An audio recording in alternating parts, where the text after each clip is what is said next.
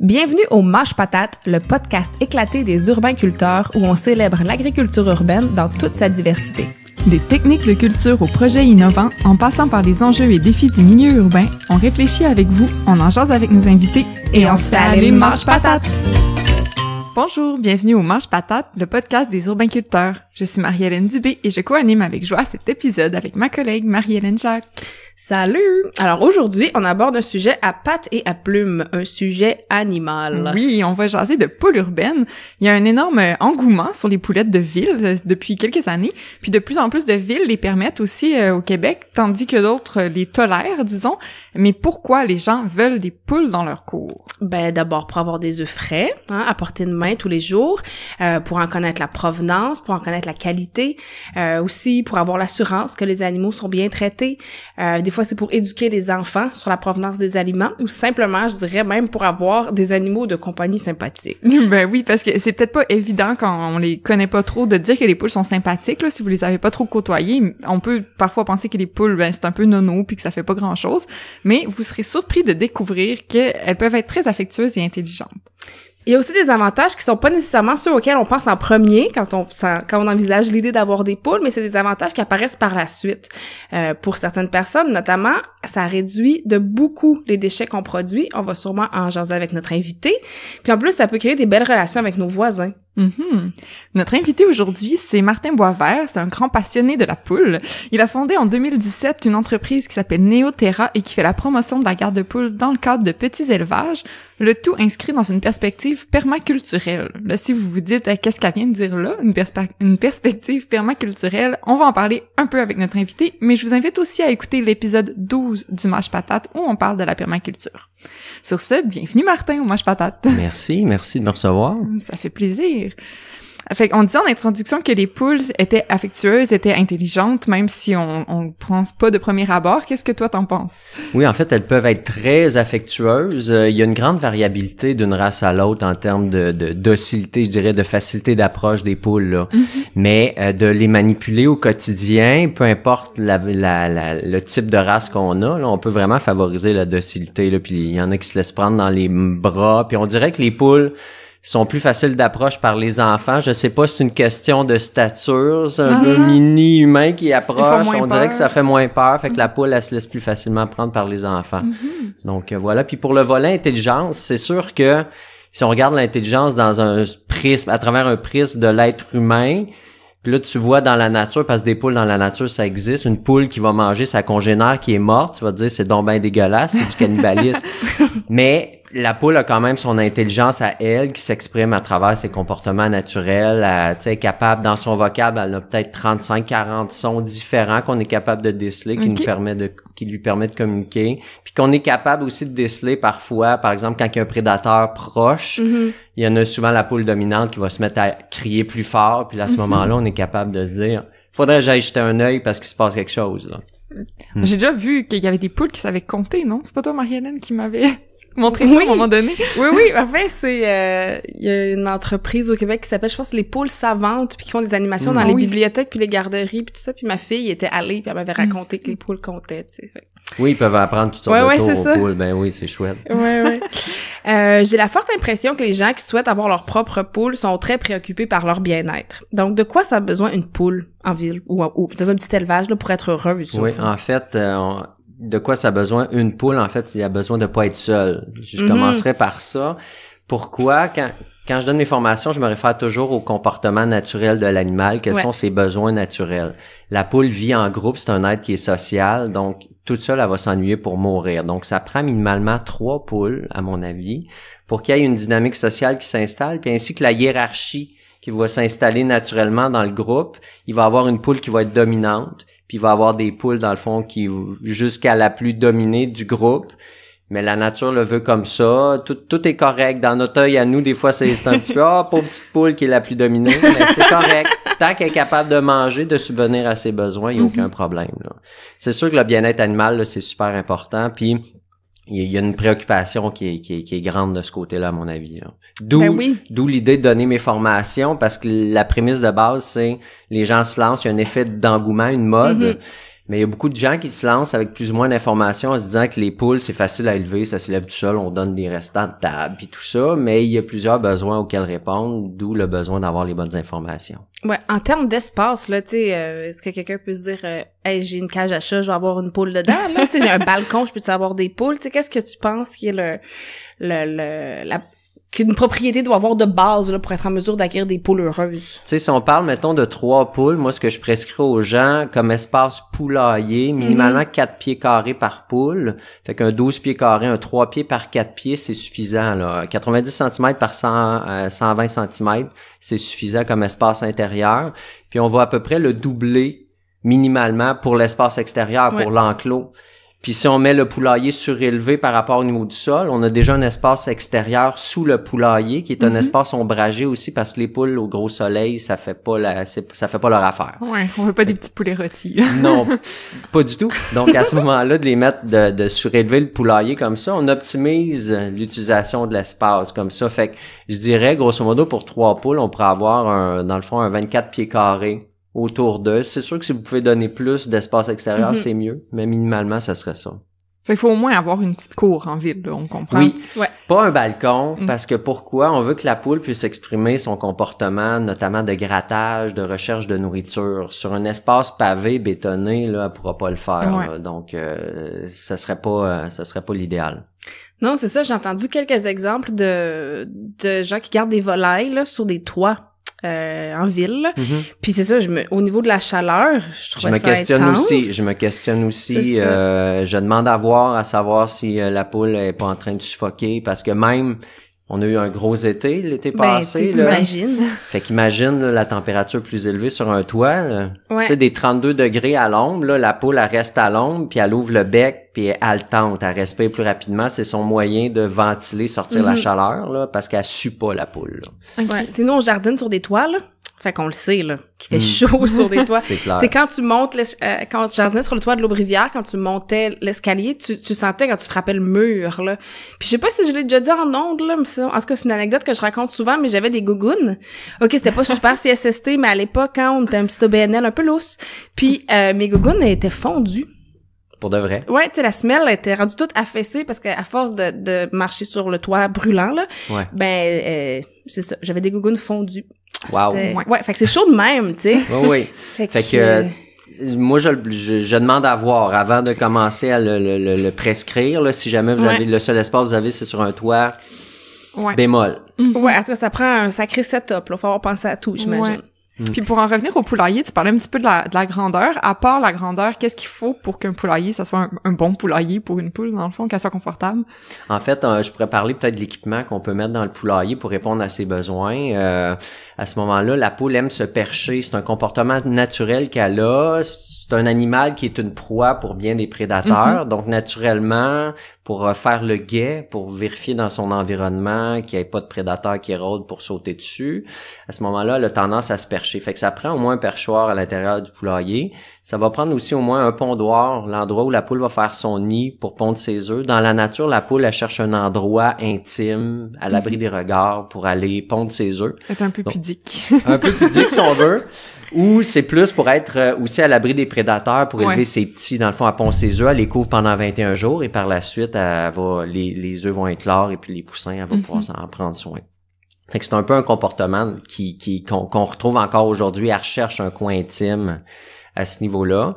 Je dirais aussi dans la qualité des matériaux du poulailler, ça c'est super important. Il y a beaucoup de gens qui font des constructions avec des panneaux d'OSB, des espèces de copeaux de bois agglomérés dans de la colle. Ouais.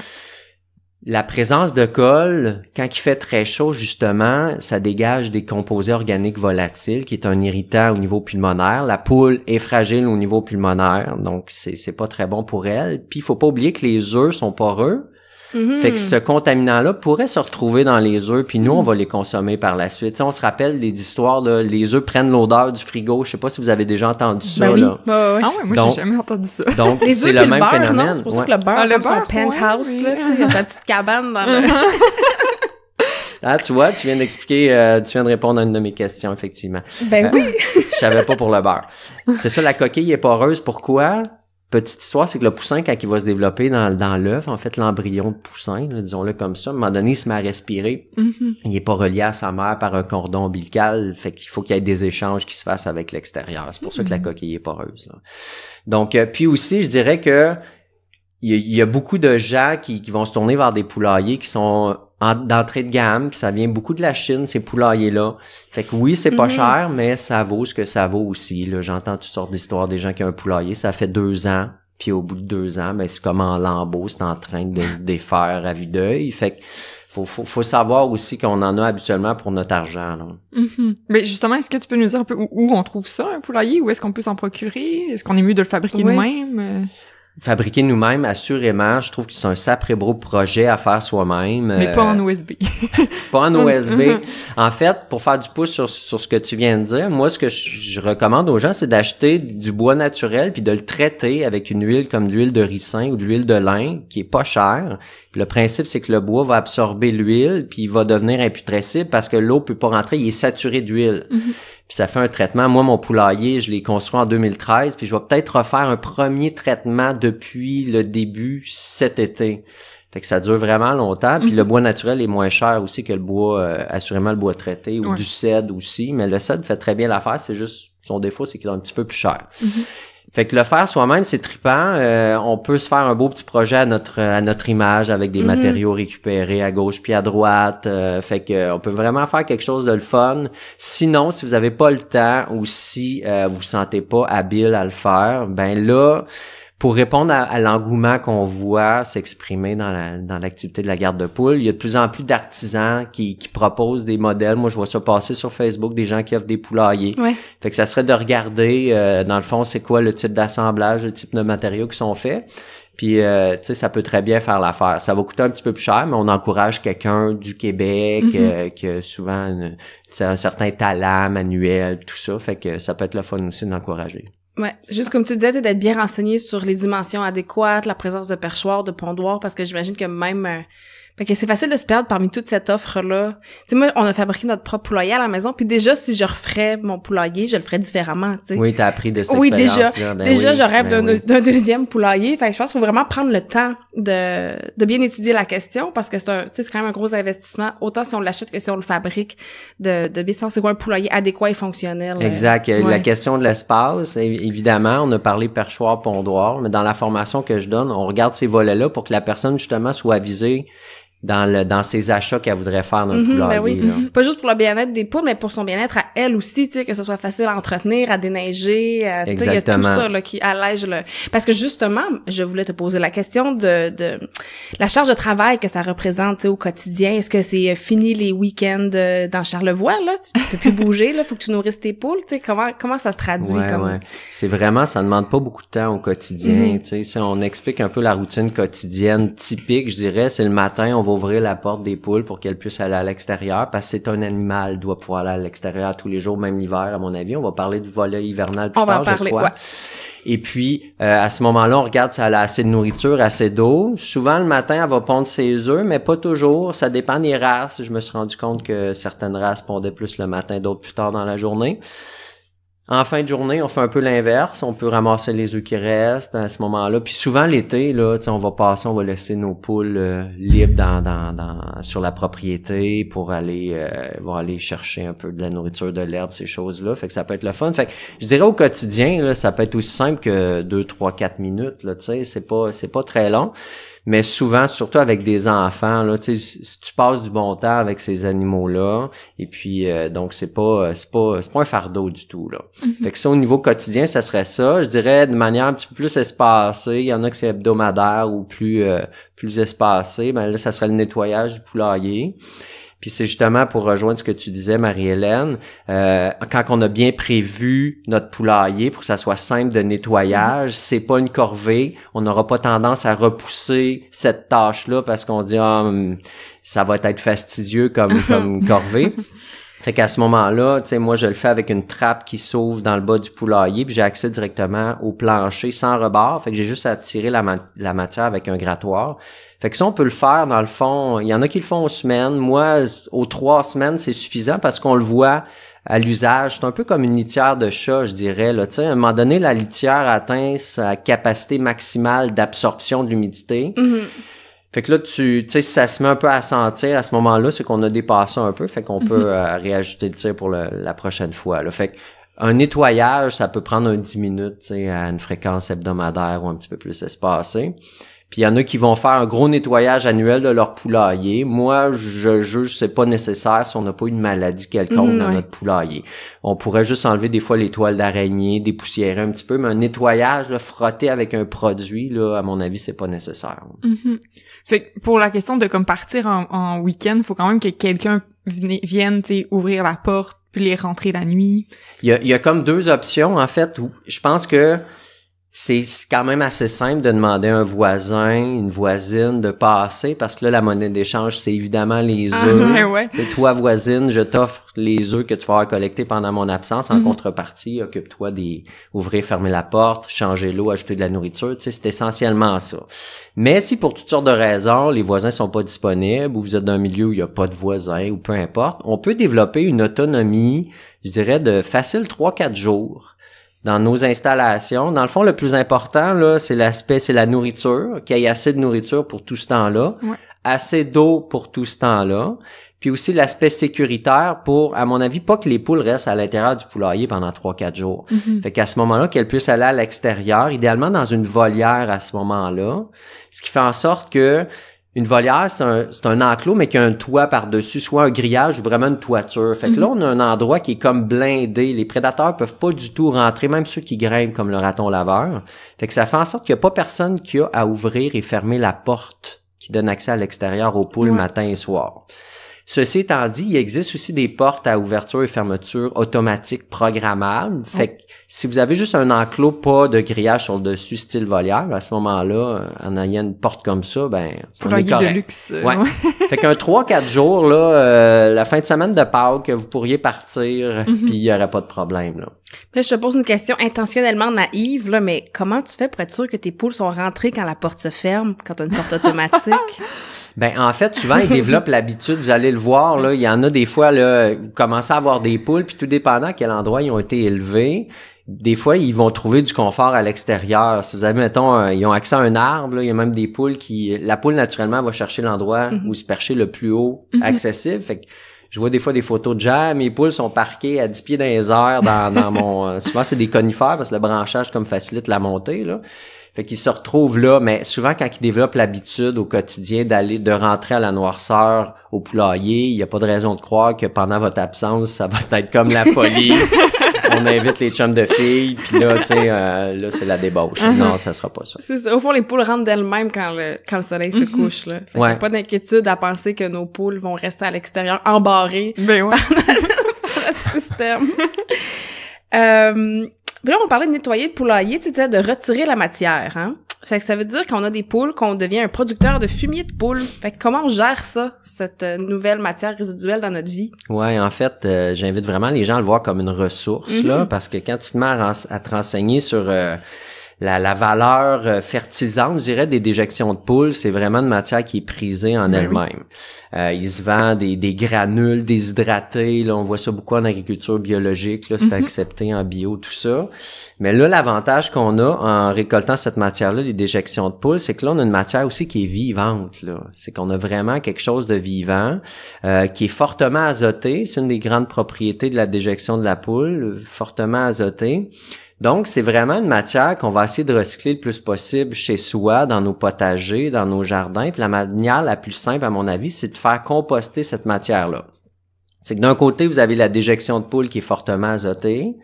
Puis en compostage, vous savez que ça prend la matière carbonée pour que le mélange des deux puisse faire un bon compost.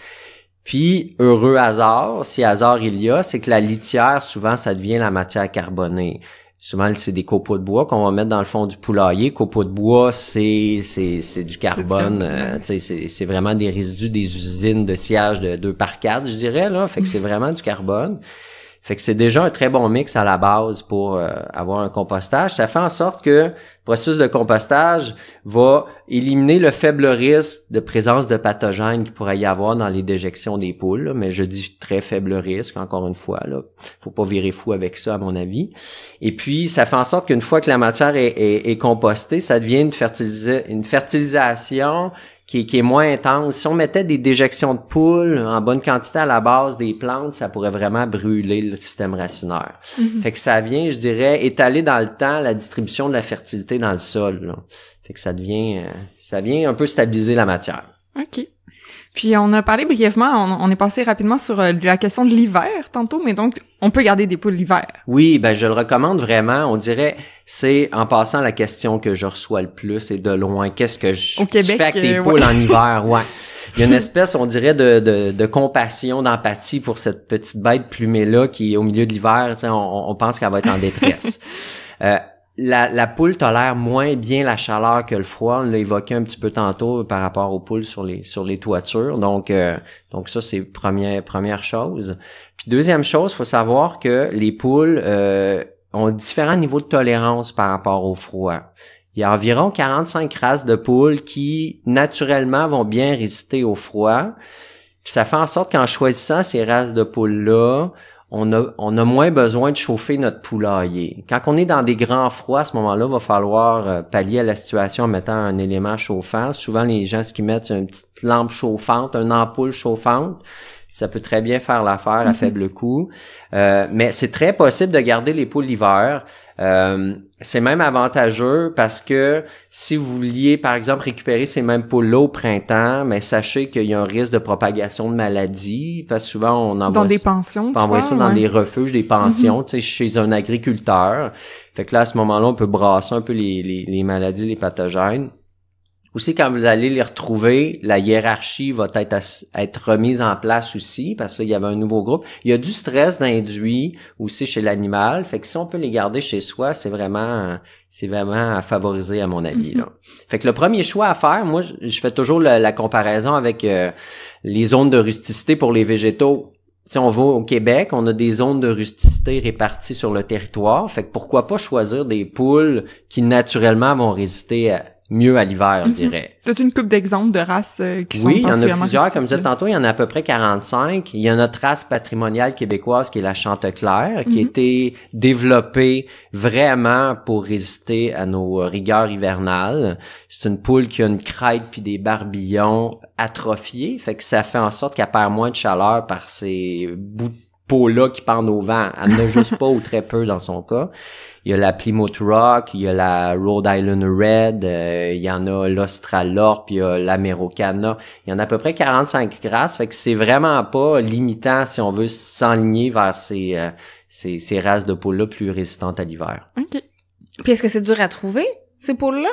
C'est pas si dur que ça. C'est sûr que les races de poules les plus simples à trouver, c'est les races plus hybrides. On n'en a pas vraiment parlé encore, là. C'est les races de poules. En fait, c'est pas une race, en fait. Ouais. C'est des poules qui sont croisées pour répondre aux besoins de la production d'œufs commerciales. Fait que c'est les poules qui vont donner à peu près un œuf par jour. C'est les poules rousses de ce monde. C'est une des plus populaires. Souvent, les gens, c'est celles qui achètent. Puis c'est la plus accessible. On les trouve dans les coops agricoles, tout ça, là. Si on va aller vers des poules de race, à ce moment-là, on va regarder souvent du côté des petits éleveurs.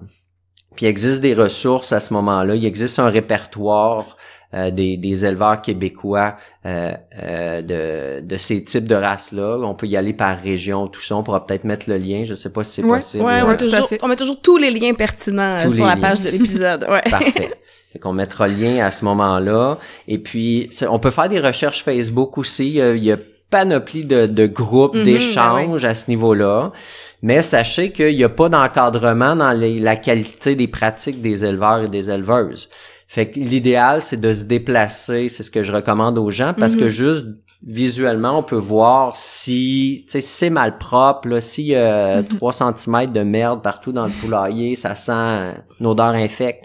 On s'entend que c'est pas bon signe, tu sais. Il y a d'autres choses à regarder, mais ça, c'est déjà un bon indice. Fait qu'on peut regarder un peu de ce côté-là. Fait que là, on parle d'acheter des poules. On n'a pas tant parlé, mais c'est sûr qu'on va acheter de la moulée, on va acheter un poulailler ou des matériaux. Est-ce que c'est rentable, toute cette affaire-là, là? Ben moi, je l'ai calculé dans les premières années où j'ai commencé mes expériences avec les poules. j'ai vraiment calculé tous les coûts fixes, fait que tout l'équipement, le poulailler, moi je l'ai construit moi-même, fait que j'ai calculé les matériaux, tout ça. Puis les coûts plus récurrents, c'est le gros poste budgétaire, c'est la nourriture. Surtout si vous êtes dans le billet aussi, sachez-le, là, c'est à peu près 2 fois et demi le prix de la moulée conventionnelle. Fait que faites vos choix en conséquence, tout simplement. Fait que j'ai fait un petit projet type, si on veut. Mettons qu'on achète 4 poules de race qui vont donner à peu près 200 œufs par année. On est en moulée biologique, un poulailler peut-être avec tout l'équipement qui a coûté 1000 $, puis à 1000 $, on est quand même bien équipé, là. C'est un projet qui, si on compare avec les œufs biologiques qu'on n'a pas achetés, la douzaine d'œufs étant à 7 $, et demi environ, là. Ouais. Un projet comme ça pouvait se rentabiliser au courant de la 3e année. OK. Fait que ça peut devenir rentable de le faire de ce côté-là. Ouais, si on veut le voir comme ça, parce qu'il y a tellement d'autres avantages à côtoyer Absolument. les poules au quotidien que... Moi, c'était pas du tout un critère de me lancer dans cette activité-là, c'est juste que j'avais plein d'infos, j'ai dit ça serait le fun d'essayer de faire une démonstration comme ça, puis c'est possible. Ben ouais, c'est une question qui est souvent posée, en tout cas, nous, là, dans le cadre de nos projets, tu sais, est-ce que je vais en avoir pour mon argent en faisant de l'agriculture urbaine, là? Ouais. Et j'imagine que c'est un souci que les gens ont aussi au niveau des poules, parfois, là. Ouais, ça dépend de la raison, ouais. Ben, Qui les ont poussés vers là, ouais. Peut-être pour convaincre son conjoint, tu sais. Toi, tu tripes, mais lui, il est comme là, tu m'embarques-tu dans une affaire qui va coûter cher? C'est drôle ce que tu dis parce qu'il y a souvent une des deux personnes qui est full motivée, puis c'est souvent la dame, je dois dire, là. Puis là, le conjoint est plus à la remorque. Fait que oui, ça peut devenir un argument, effectivement. Fait que vous l'avez dans votre poche, l'argument, mesdames.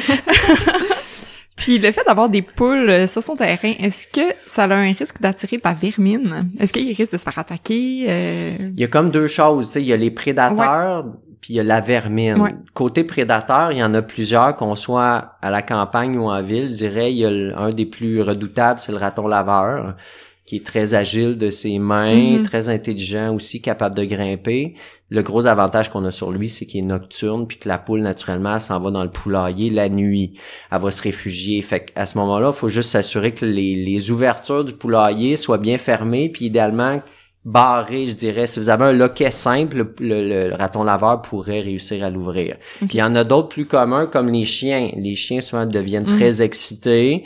Puis à ce moment-là, on dirait que l'instinct de prédation peut embarquer, puis là, pourrait rentrer dans l'enclos des poules puis faire du dommage. Lui, il veut peut-être juste s'amuser, mais il peut faire vraiment du dommage. Fait que côté prédateur, il y en a quelques-uns de ce côté-là, fait que c'est sûr qu'il faut avoir un environnement qui est sécuritaire au niveau du poulailler puis de l'enclos.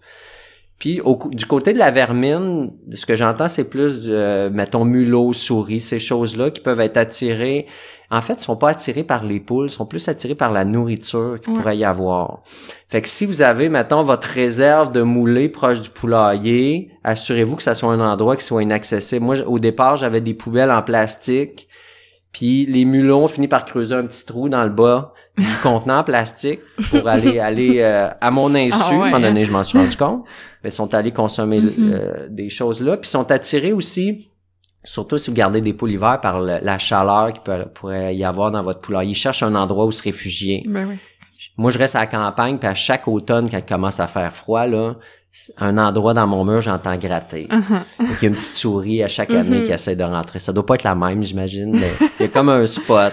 Fait qu'ils cherchent à rentrer vraiment pour aller à la chaleur. Mais si les poules ont accès à la vermine, ils vont les chasser. La poule qui va passer une souris, elle va la manger. Ah ouais. Avec grand plaisir, là.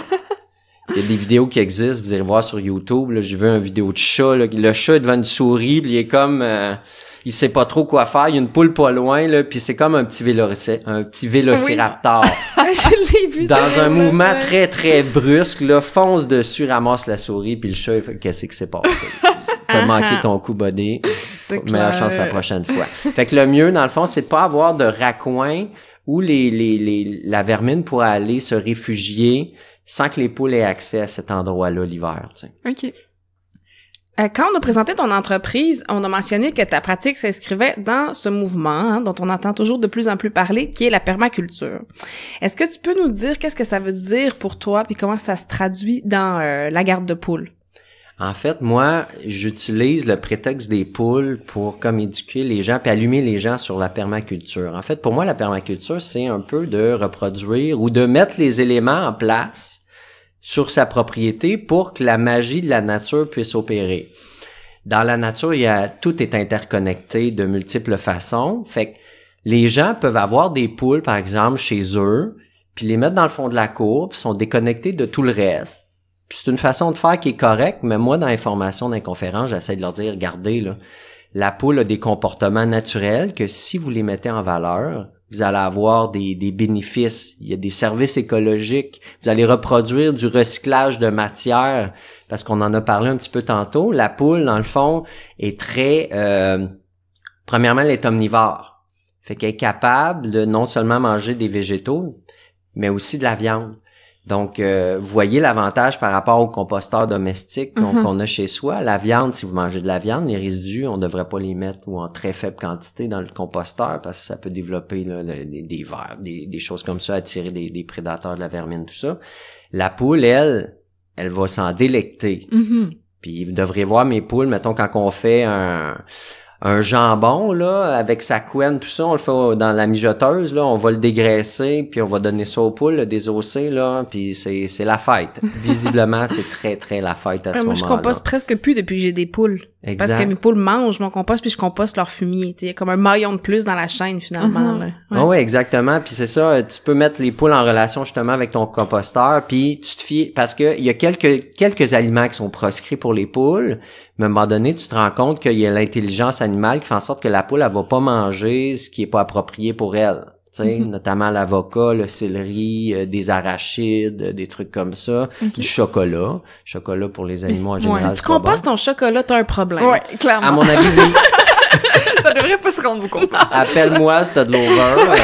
Je suis disponible n'importe quand. Fait que oui, il y a plein d'avantages. Il y en a d'autres aussi, si on veut se partir une petite parcelle de jardin puis qu'on commence sur de l'herbe, de laisser les poules au même endroit un certain temps, elles vont toutes désherber. En plus, elles vont engraisser le sol. Fait que ça prépare vraiment une parcelle de culture facilement. Faut juste leur donner le temps de faire ça. Elles peuvent aussi déparasiter. C'est une des choses qu'elles font de par leur recherche, je dirais, incessante de nourriture. Si vous avez, par exemple, quelques arbres à fruits, des pommiers, par exemple, vous pourriez avoir des mouches de la pomme qui vont pondre des œufs dans la pomme. La pomme, avant maturité, va tomber au sol. Il y a une larve dans la pomme qui, si on fait rien, elle va repénétrer dans le sol et le cycle va se reproduire l'année suivante. Mais si on fait intervenir les poules, escouades, poulettes, à partir du moment où les poules tombent au sol, elles vont manger les pommes, manger les vers, fait que c'est des pommes plus protéinées, c'est le fun. Puis à ce moment-là, elles font un clean-up. Qui fait en sorte qu'on brise les cycles de maladie. Je pense que j'en ai besoin de chez nous. Moi, j'ai un pommetier plein de verre, fait que va falloir mettre des poules là-dedans. Ça serait à essayer. Va falloir. Ouais. Fait que ce que tu veux dire, au fond, pour revenir à la permaculture, c'est que les poules, tu les inscris dans un contexte où elles sont interreliées avec le plus d'autres aspects de la propriété pour créer un système, finalement, fonctionnel, efficace, abondant, qui rend les gens heureux en plus. Exactement. C'est de la mettre en relation avec les autres choses comme ça se passe dans la nature, évidemment. Puis c'est là que la magie va se mettre à opérer puis que ça va devenir le fun, dans le fond, d'observer aussi ce qui se passe. Il y a énormément d'apprentissage à faire de ça. Puis moi, c'est ce que je trouve le fun aussi dans les expériences que je fais, c'est que j'apprends encore des choses, là. Il y a des fois, il y a des trucs que j'enseigne puis là, j'observe quelque chose puis ça me met un doute, qu'est-ce qui se passe, t'sais. Fait que là, à ce moment-là, tu peux te mettre à raisonner, puis tu peux te mettre aussi à y aller plus dans ton ressenti, dans tes intuitions. OK, c'est peut-être quelque chose de ce type-là qui se passe. Fait que c'est très aussi enrichissant comme expérience. C'est très sain comme attitude de laisser le doute, même si on est un formateur aguerri, expérimenté, de remettre en question ce qu'on sait puis ce qu'on pense. Ben pour moi, c'est comme nécessaire. Ben oui, c'est comme nécessaire parce que je n'ai pas du tout la vérité absolue. Loin de là. Il faut être très humble dans ce qu'on fait aussi, là. Puis il y a des participantes à mes formations conférences qui me parlent de quelque chose puis qui m'apprennent des choses aussi. Puis ça, c'est le fun, là. Faut pas faire la grosse tête par rapport à ça. Non, ça nous arrive aussi aux urbains d'avoir diffusé l'information très longtemps puis de tout d'un coup, finalement. Comme on en a vécu un petit peu dans notre épisode avec Larry Hutchin qui nous déboulonnait quelques mythes. Oui. Oui, il y a un conseil qu'on a ôté de notre site. Oui, au podcast, on apprend des choses aussi. Mais oui. Fait que si vous avez le goût de vivre l'aventure poules. Vous allez sûrement vous poser plein de questions qu'on n'a pas eu le temps d'aborder. Pour aller plus en profondeur, par exemple, sur la question de l'alimentation, on n'a pas parlé des poussins, peu des races de poules, les maladies, les problèmes de comportement, tout ça. Il y a évidemment beaucoup d'informations sur le web, si vous avez bien du temps et que vous êtes patient, mais il y a aussi des personnes qui ont défriché le terrain pour vous, comme on en parle, et qui ont rassemblé toutes les informations nécessaires dans un tout cohérent qu'on appelle un cours. Un cours! Fait que Martin Boisvert est justement une de ces personnes. Donc, Martin, en conclusion, est-ce que tu peux nous parler des cours que tu offres puis des services de ton entreprise? J'ai développé une formation que je donne depuis 2016 qui dure maintenant 4h30 là, pour couvrir vraiment tous les sujets pour que les gens qui la suivent se sentent à l'aise pour se lancer dans cette activité-là. Mon objectif, je le rappelle, c'est vraiment que les gens puissent voir au bien-être de ces animaux-là. C'est ça qui est comme ma motivation principale. Fait qu'en 4h30, on couvre vraiment tous les sujets pour que la personne se sente à l'aise dans ce sens-là. Fait que formation de ce côté-là. J'offre aussi des conférences à gauche puis à droite dans des événements comme les fêtes de semences. Parfois, il y a des sociétés d'horticulture qui demandent mes services pour aller faire une présentation parce qu'évidemment, il y a un engouement de ce côté-là, puis il y a des beaux liens à faire avec le jardinage. Et puis, aussi, je suis très actif, je dirais, sur les médias sociaux. J'aime ça beaucoup partager, notamment sous la forme de vidéos. Fait que les gens peuvent me suivre sur la page Facebook de ma petite entreprise Neoterra. J'ai une chaîne YouTube aussi. J'invite aussi les gens à s'inscrire à l'infolettre que j'ai appelée la voyageuse de poulettes. Où là, je transmets aussi des informations, je fais des annonces, tout ça. Mais aussi, si les gens s'inscrivent, je vais leur donner accès à mon outil de recherche des races de poules. C'est que j'ai répertorié 74 races de poules ainsi que leurs caractéristiques. Puis c'est un outil qui permet de faire des recherches. Par exemple, si ce qui vous intéresse, c'est la rusticité aux rigueurs hivernales, si c'est, par exemple, la couleur de l'œuf, ben vous pouvez faire un choix, puis ça va préciser, dans le fond, votre sélection en fonction des critères que vous allez choisir. Okay. Fait que c'est un outil qui est gratuit, il s'agit juste de s'inscrire, dans le fond, à l'infolettre. Et puis, il y a quelque chose que je veux développer cette année, puis donc ça peut être une espèce d'appel à tous que je fais en ce moment. As-tu un scoop pour mange patate? Je l'ai annoncé, mais dans ma dernière infolettre, c'est en fait, j'aimerais ça développer un projet scolaire. Okay. J'aimerais ça, je sais que ça existe, il y a notamment à Rivière-Ouelle, j'ai entendu l'année passée, il y avait introduit les poules dans un cadre pédagogique, dans un cadre vraiment de projet, là, réunificateur et à différentes portées. Puis j'aimerais ça développer un peu, moi, cette expertise-là, puis aussi pouvoir offrir de l'accompagnement parce que je pense que c'est tellement porteur. Il y a vraiment des beaux gains à faire de ce côté-là. Alors, s'il y a des gens qui pensent que l'école où vont leurs enfants ou ils travaillent dans une école où ils pensent que ça serait souhaitable et bienvenu, une telle activité, mais ils ont juste à me contacter à ce moment-là puis on va pouvoir regarder ça. Là. Puis dans n'importe où au Québec ou dans une région en particulier que ben c'est sûr, plus proche de la région de Québec, c'est le mieux là, parce que il y a la dynamique des déplacements évidemment à considérer là, mais on peut démarrer un dialogue sans problème même si c'est plus éloigné là. C'est bon, parfait. Fait qu'on va mettre tous les liens pertinents, là, c'est ça, sur la page de notre site web, là, donc la page de l'épisode, vous irez voir. Ben merci Martin. Hey, un grand plaisir, merci à vous deux. Ça a été vraiment intéressant, j'espère qu'il va y avoir beaucoup de gens prêts qui vont avoir envie de se lancer dans l'aventure, mais qui surtout vont avoir envie de se lancer dans l'aventure des poules en étant très bien informés. Ben oui, c'est mon souhait le plus cher, je dirais, là, c'est ce qui donne du sens à ce que je fais. Bien entendu. Merci beaucoup. Merci. Oh les petits pois, les petits pois, les petits pois, c'est un légume très tendre. Oh les petits pois, les petits pois, les petits pois, ça ne se mange pas avec les doigts. Le mois de mars, c'est déjà le temps de penser à la production de nos transplants pour le potager. Lorsqu'on se lance dans la production de nos propres plants, on peut rapidement sentir un grand vertige. Est-ce que je dois partir mes tomates tôt dans l'année? Est-ce que je peux semer mes haricots directement au champ? Est-ce que je peux faire plus d'un semis dans l'été? Chaque plante ayant ses caractéristiques spécifiques, il est difficile de tout retenir par cœur. Pour vous rassurer, ça fait maintenant plusieurs années que je jardine et je commence seulement à m'approprier ces notions. Pour vous enlever cette pression et vous aider dans cette démarche, je vous encourage vivement à vous doter d'un calendrier de semis, un outil indispensable et ô combien pratique. Vous en retrouverez facilement sur le web, certains semenciers en offrent même en version imprimée et visuellement très accessible, ce qui peut faciliter la compréhension. Assurez-vous d'en choisir un fait pour votre climat, mais sachez que ces calendriers servent de guide. Ils devront potentiellement être adaptés selon les saisons et les spécificités de votre environnement. Que retrouve-t-on sur ce calendrier? Les renseignements peuvent varier d'un calendrier à l'autre, en voici quelques exemples. Vous pourrez vous renseigner sur les végétaux qui doivent absolument être semés à l'intérieur avant d'être transplantés au jardin et ceux pouvant être semés directement à l'extérieur. Les moments de semis et même parfois de repiquage sont habituellement présentés sous forme de périodes, par exemple de mi-mars à mi-mai. On y retrouve aussi les moments de transplantation au jardin. Pour ceux qui souhaitent maximiser leur production, des informations sur le moment où l'on peut faire un deuxième ou un troisième semis d'une culture donnée s'y retrouvent parfois. Lorsqu'on commence à jardiner, on ne sait pas toujours quand récolter nos légumes. Cette information y est souvent indiquée. Certains renseignements même sur le nombre de jours avant la germination et sur les distances de plantation au potager, bref, une multitude de choses pertinentes qui vous aideront à démarrer la saison en beauté. À la lumière de toutes ces informations, ai-je réussi à vous convaincre? Alors, chers auditeurs du Mange Patate, il y a un aspect important de la garde de poules qu'on a seulement effleuré, et puis ça, c'est le cadre législatif. Donc, si l'aventure des poules vous intéresse, sachez que ce n'est pas permis partout.